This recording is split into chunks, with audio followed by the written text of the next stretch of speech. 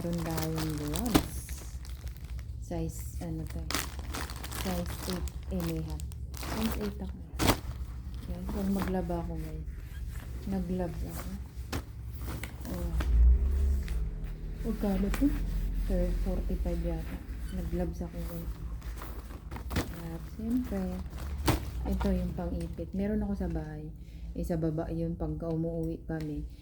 Inakyat ko kasi ito is sa taas. Yan. Pang-ipit sa ano. Ulam guys yan.